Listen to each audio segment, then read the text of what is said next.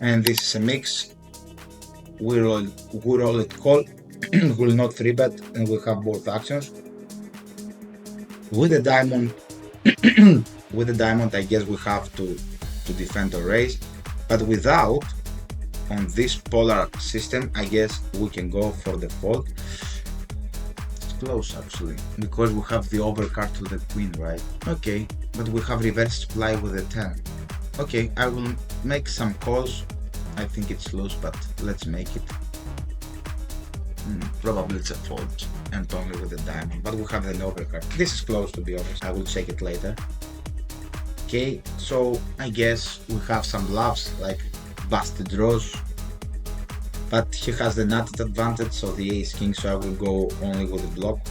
And this is very good to check call, I guess. No, I'll go for the block. We are blocking queen x, jack x, 10 x that he may hero call us. But you cannot go crazy. Yeah, because you can this, but I guess we have to call.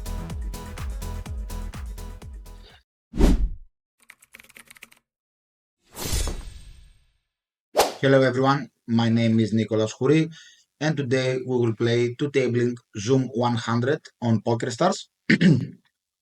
This is a video supporting the CGC. CGC is a CFP program that if you want to learn more, you can visit the cgc.com, coaching for profit, okay, or Discord, YouTube, Instagram, and Twitch. So for today's video, we will not use a poker tracker, so we will not have an info about our villains, if he is a recreational or a reg or a good reg or an aggro reg or whatever. And so let's jump into the action. Actually, Zoom 100 is one of my favorite stake, personally. I was grinding a lot in the stake, still I'm doing in different sites, okay. So 10-4, we have to fold version open. I will use the strategy 2x, 2x, 2.2, 2.5, and 3x from the small blind. We have to fold versus UTG open. And here this is a pure 3-bet. And I will simplify play 77.5 from any in position 3-bet. And I have a randomizer on the other screen, but this hand is pure. And very good start. We start from a cold forward, which is a very strong move in poker, so we cannot reply anything but the fold. And versus 2.5, I can fold, I guess, this combo. Yep. And his sizing is correct. He has to go for the click back because the click back give us something like a close price to defend OP versus his very tight range, because if he goes bigger, we can reply with a 5-bet or fold situation. So we are not in very bad position. We have to fold. And this is a spot that big blind MP is very tight. He needs to play the polar. We will defend, but we are already in break-even spot. But with no info, we will defend, and we flop a set, which is always nice. Here he should go for the half pot or check strategy. We will see. He goes for the 1/3. Versus the 1/3, we can mix up some raise, especially with the flush draw and so connected board. Versus the half, we will play more with the call, but versus this, we will reply with the raise, and we can have some draws as well. So I will go with the half pot raise, and then I will play the half pot on the turn.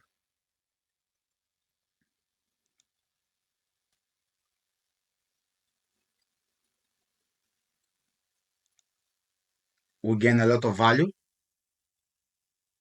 from gut shots, over, flush draws, whatever he wants to have. I will open this. I guess in this rake structure is mixing, but let's go for it.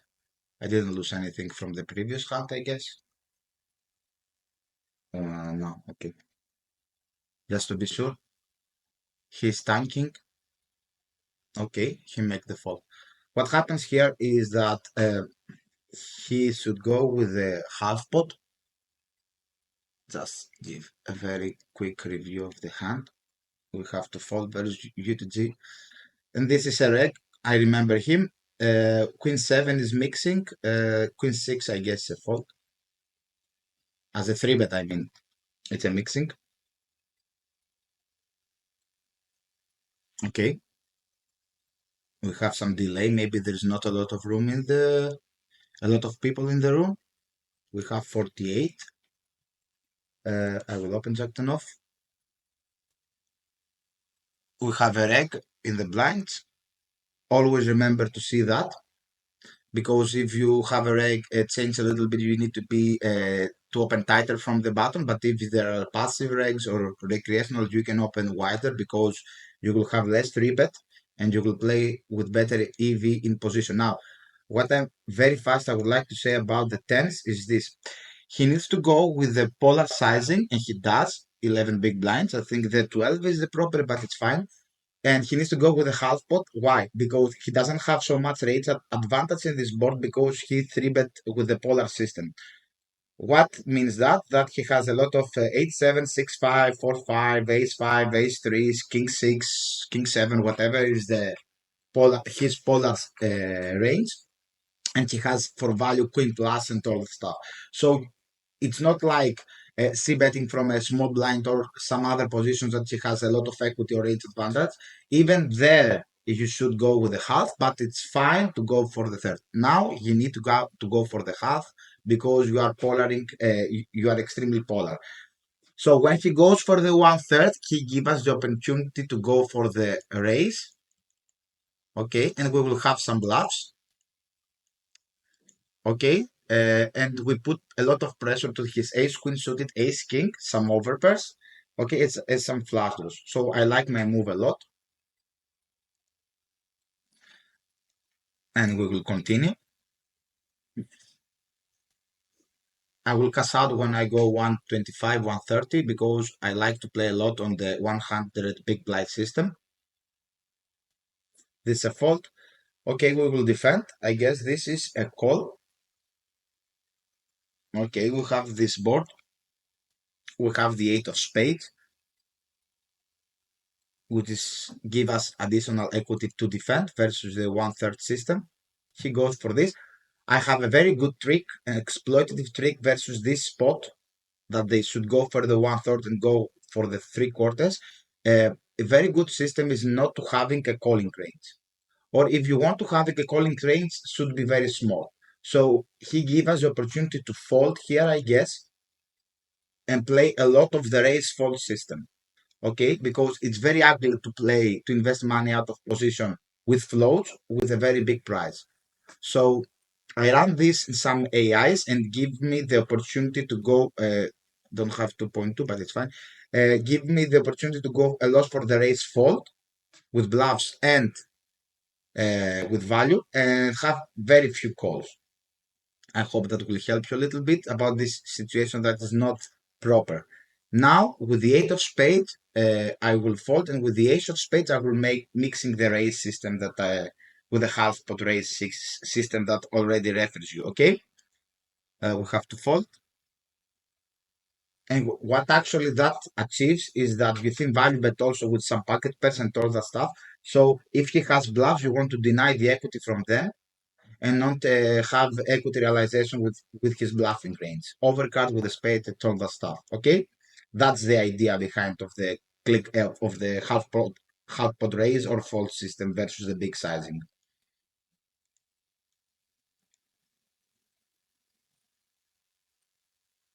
Okay, we have to fold and we have to fold.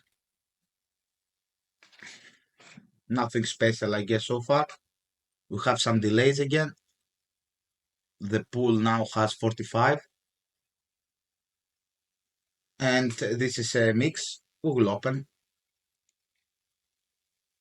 King Jack is the proper open, but we will play a little bit more.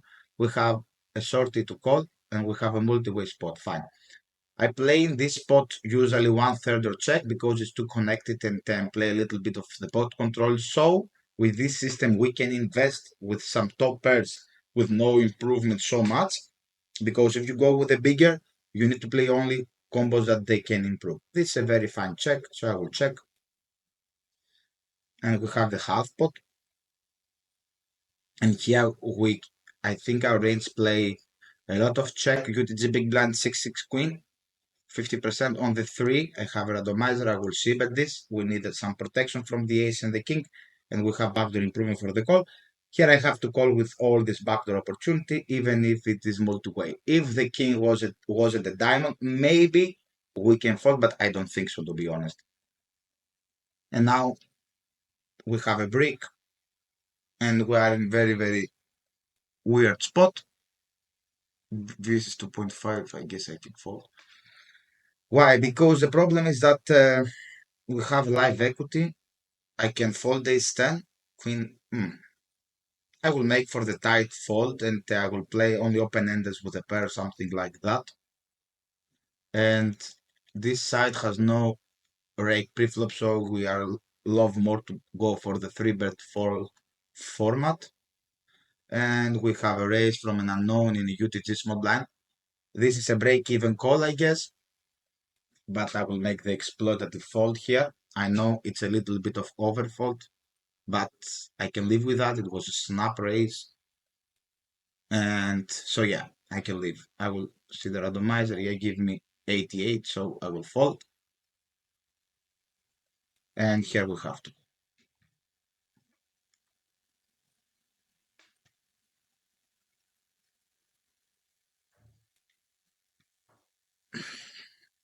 Okay, he goes for the overbet, c-bet.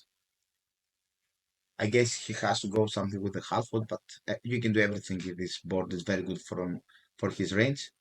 And for the overbet c-bet without a club, I will fold. If I have a club, I will continue. And here I will play the 1/3 system to have a sortie. Good card. It's not so good, but it's good because I have a lot of bluffs with the 9 and he has less 9, so I will play the polarized system with a half pot. Yep.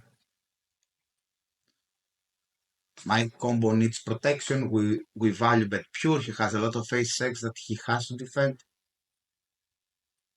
Okay. We have a big 3-bet here. Jack 8, I guess it's a fold. Yeah. Jack 9 is the threshold. So yeah. Two spots, the ace queen. The position is very, very tight. UTG big blind. And we have a flush draw board. So if it wasn't a flush draw, it's a snap call. But with a flush draw, maybe we can fold this. So I didn't have a lot of time bank and my randomizer was passive, so I decided to fold. And the tens was an exploitative fold. UTG small blind 3-bet.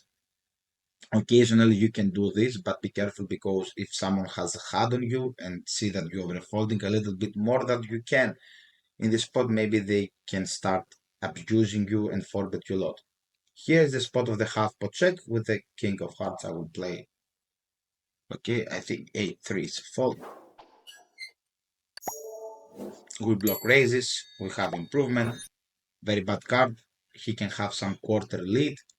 He doesn't. But I have so many good suits. So I will mix in this combo because of my suits. I roll passive, so I will check. Because I have a club and a king of hearts, and I have middle position range, which is very tight. And he has a lot of folds naturally. Now he should play like, yeah, he can do that. I will have an easy call, nothing to do. With a hard we have to call. To be honest, I don't like his bluff. If it was a bluff, yeah, I think it was a bluff, I guess. So I think he has more things that has priority to bluffs in this board. 239, but it's fine. We have to fold even versus this sizing with this crappy combo.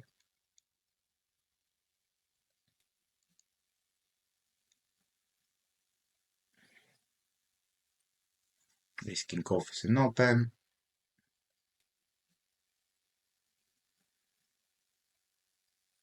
I think Lucasidro was a reg. Probably yes.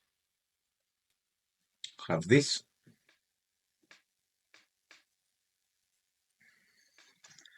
Okay.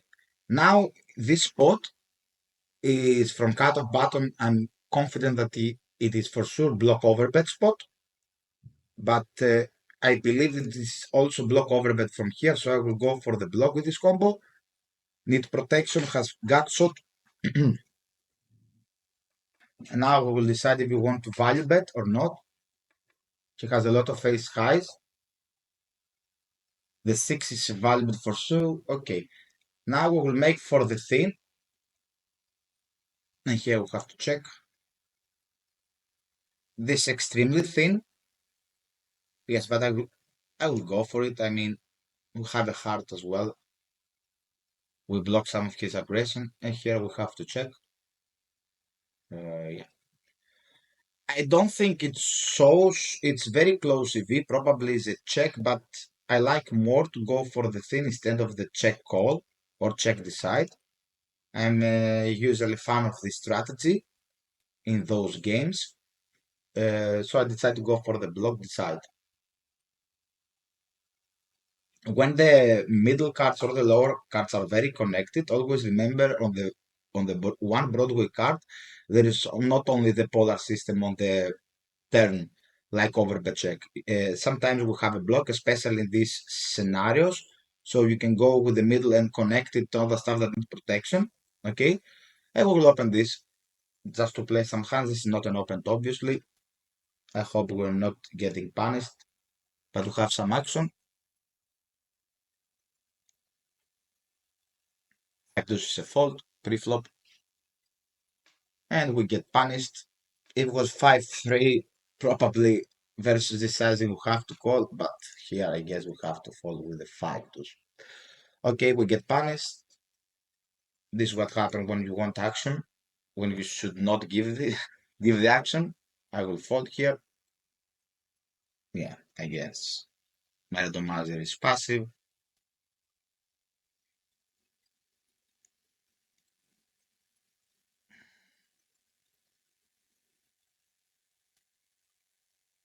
Three X. We cannot do anything.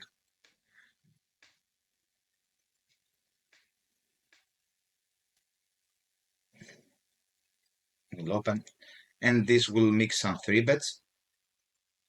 Now we have a three bet.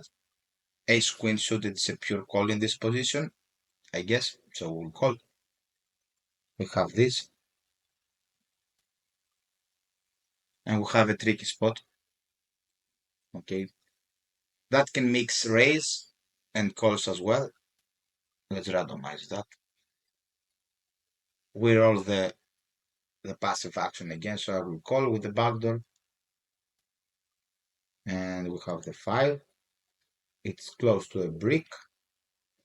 Only 5-6, 5-4 in our range improves, and he needs to go for the double barrel a lot.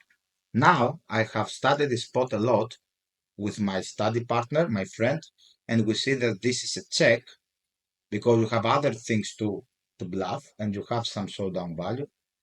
But I don't agree with the solver solution, but I will go for it. Okay. And why I don't agree? Because people tend to be a little more aggro with their bluffs on the turn, so has less showdown in my opinion.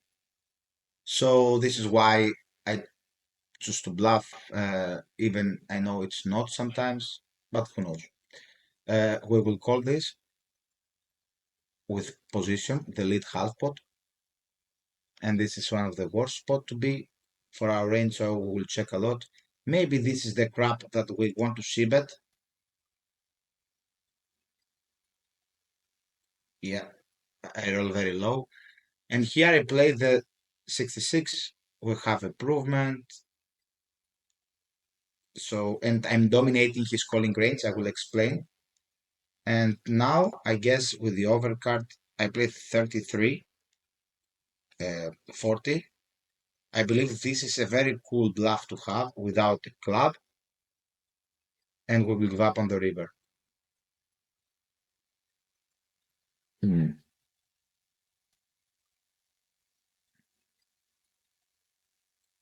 Okay, and I will give up. We need only club to prevent having him a flush or having very good catcher. So I will go for the bet give up with this combo. Okay. It seems silly, but I think I make the right play here. We block also some folds like this one. Here we have a possible regular lead,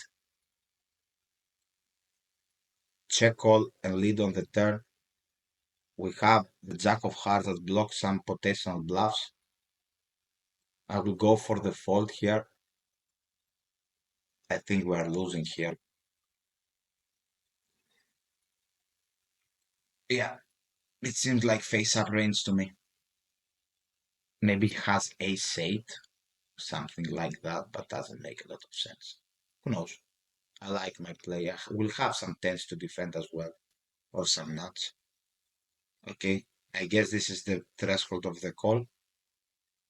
Ace-9 I will fold. And now I guess on this bet check bet game, we will have block 3/4. I will go for the block here. I will go for the check actually. Okay, and now we will call. Okay. I will tell some things about my hands. We have some interesting spots to speak about this. For the trips, I don't know. It's very tricky. I decided to fold with a jack of hearts because if he has something with a lead, check call and lead 2/3, he will be like a random draw that he missed. So the jack of hearts is bad. About here, the ace-10, I believe I wanted more time to think, but seems like the check 2/3 is a very good action because actually we block the call from the 10, so blocking doesn't make a lot of sense. Sorry, a lot of sense. So I will play check or 3/4 with this. Okay, so I decided to check and let him bluff some random pocket person, some random queen 6 or whatever. I don't know. We lose, it's fine, but I'm just explaining my thought process. And the other spot, just give me 1 second. It was this. Yeah, this looks a little bit silly, but I guess it's fine to take this line. First of all, I rolled very low. This is board like maybe we see bet like 35%, but I decided with this combo, which is very okay if we facing a raise to see bet. So we need some crappy combos. You cannot see bet only the good combos. We need some crappy and decide this will be okay. And the 10 it's a very good card for my range because I have a lot of bluffs including a 10. So I will go aggressive again with this combo, which again has two overcards to some 10, some equity, and we are okay if we facing a raise. And we need some bluffs if the club hits, and this will be a very good bluff if the club hits because we are blocking his ace queen ace jack off with one club king queen like this. So it was a feature bluff if the club missed. But on the 3, it seems like a little bit weird to give up, but actually I believe it's fine because we need to go only with the overbet check, especially when the 3 pairs. You cannot go thin value bet in my opinion, and we need always a club to block his best bluff catchers because I believe it is more important to have a very good blocker to his good to his nuts or his cutters instead of having a good unblocker because let's say the queen of clubs blocks some of his faults because in this scenario when you go polar I believe the priority to have good blocker is better to having good unblocker. This combo have very bad blockers now on the 3 because we block his folding range, the queen something jack something with the club, and so I guess we have to give up. We lose from the king high. I know it seems a little bit weird, but I'm fine with my play. So yeah, I will play one more orbit, and then I will finish my session.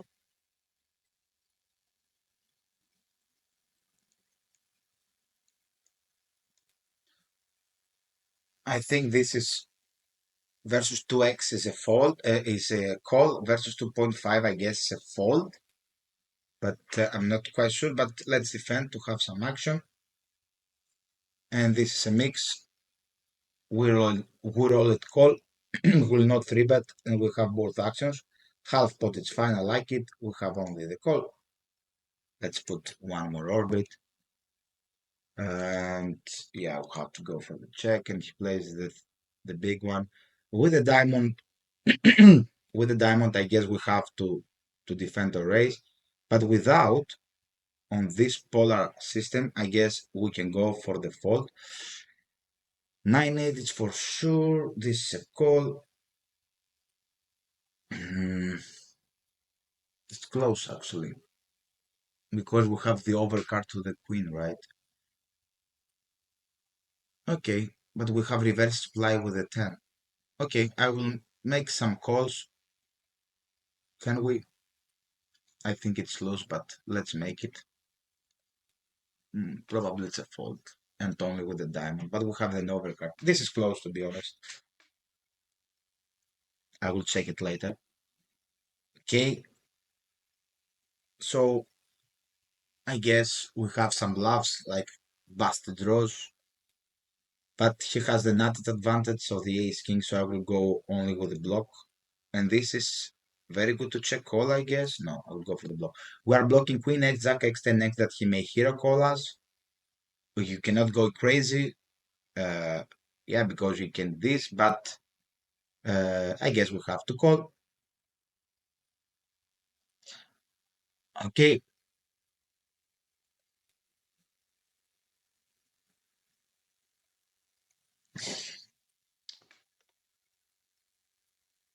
okay,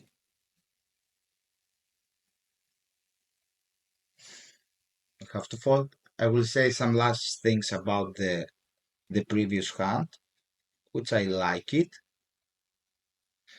Uh, yeah. First of all, our hand, I like his combo for the big c bet a lot. I play overbet check here as a button, but the 3/4 is fine as well. Uh, I don't know if it's a call with a diamond. I guess we have to defend without. Maybe it's break even. Maybe it's slightly losing a little bit, but we decided to call. On the 9, he goes check check. I guess he can find sometimes some barrels with the ace 8. Sorry, with the ace of diamond as a non-equity bluff. The only non-equity bluff that I will take on the 9 will be the ace of diamonds with a 4-5 or a 3 offsuit. But he chose to check, which is fine. And here on the river, I guess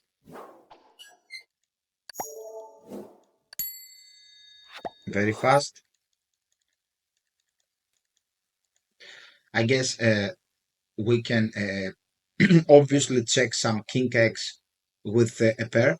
For instance, king queen, king jack, king 10 is so much better to trap because you're blocking his calling range and unblocking his bluffing range. But with the 9, I believe we are blocking a little bit from his calling range, so we decided to go for the block. I don't think that we can have for sure overbets, and I'm a little bit worried if even we can have like 85.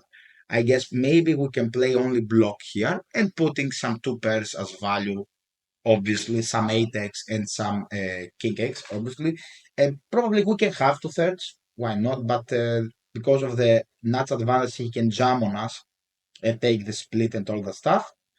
And then he decided to go for this race, which actually he's repping a king, and he want to take value from and push bluff or take value from our two pair that decide to go for the block. I like it a lot, his move. And we cannot, maybe we can read jump, but actually we don't have enough, so I decided to go only for the call. And he shows this. Actually, I believe that his bluff mm, is okay.